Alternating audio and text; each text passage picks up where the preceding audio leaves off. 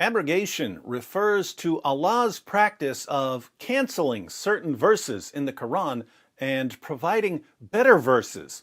But this is a strange practice since the Quran is supposedly Allah's eternal speech. Why would some parts of Allah's eternal speech be worse than other parts? In response to my recent video about the abrogation of Surah 2, verse 256, there is no compulsion in religion, a Muslim commented, "I'm Muslim. I always hated the idea of abrogated verses in the Quran, and why would God contradict himself? I don't believe in abrogated verses. But I noticed a tune of hate in you. I hope you seek the truth, not loyalty to your ideas.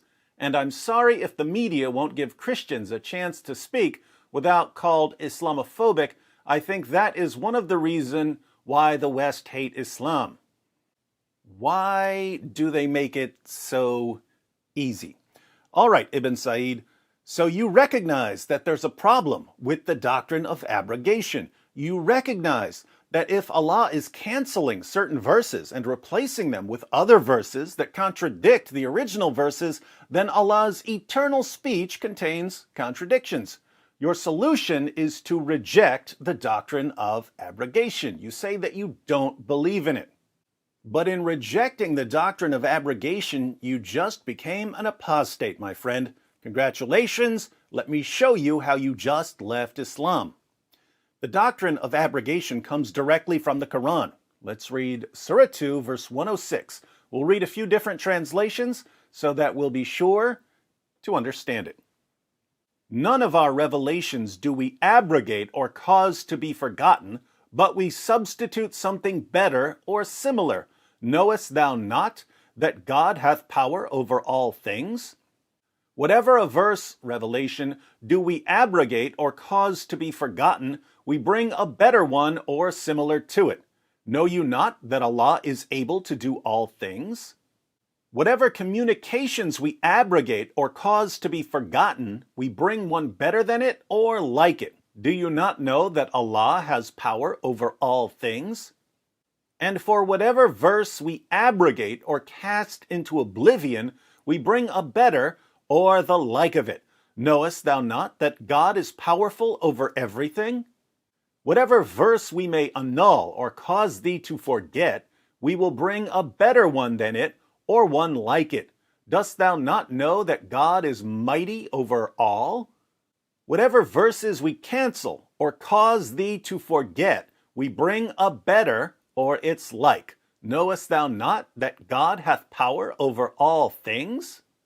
So Allah abrogates or cancels certain verses and replaces them with similar verses or better verses. Ibn Said, you've already said that you hate the doctrine of abrogation, which is somewhat ironic since you later accuse me of hate. But the only one hating abrogation here is you, Ibn Said. I absolutely love it because it helps me expose the Quran. All we have to do is look at the historical background of Surah 2, verse 106. We find the historical background in Al-Wahid's Asbab al-Nuzul. Nothing of our revelation, even a single verse, do we abrogate or cause to be forgotten, but we bring in place one better or the like thereof. Surah 2, verse 106. The commentators of the Quran said, "The idolaters said, do you not see that Muhammad commands his companions with something and then forbids them from the same and commands them to the exact opposite? One day he says something and the following day he retracts it. The Quran is nothing but the speech of Muhammad who has invented it. It is a speech that contradicts itself. Allah, exalted is He, therefore revealed this verse. And when we put a revelation in place of another, Surah 16, verse 101, and also nothing of our revelation, even a single verse, do we abrogate or cause to be forgotten, but we bring in place one better or the like thereof." So the pagans noticed that Muhammad kept contradicting himself. He would walk out one day and tell his followers, "Allah commands you to do X." Then he would walk out the next day and tell them, Allah commands you not to do X. The pagans mocked him for this. They said, there's no way this is the eternal speech of Allah. It doesn't make any sense for Allah's eternal speech to contradict itself like this. This is nothing but the speech of Muhammad, who has invented it. And Allah responded by revealing that when he abrogates a verse, he brings something similar or something even better, which does absolutely nothing to answer the objection. His eternal speech still contains contradictions. Notice, Ibn Sa'id, you agree with the pagans on this one. I agree with the pagans on this one. They were right. It makes no sense for Allah's eternal speech to be filled with contradictions. This is yet another reason that Muhammad was the most obvious false prophet in history. Of course, Surah 2, verse 256, there was no compulsion in religion, was eventually abrogated, and the pagans were forced to convert to Islam.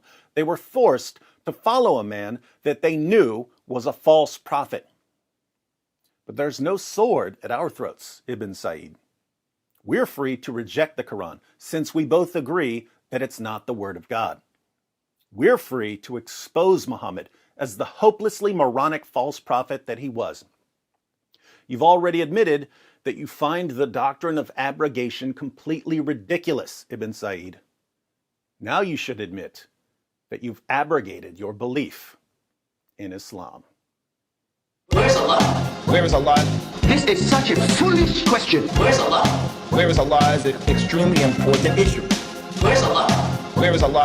This is such a foolish question. Where's Allah? Where is Allah is an extremely important issue. He is over his throne, over his throne, over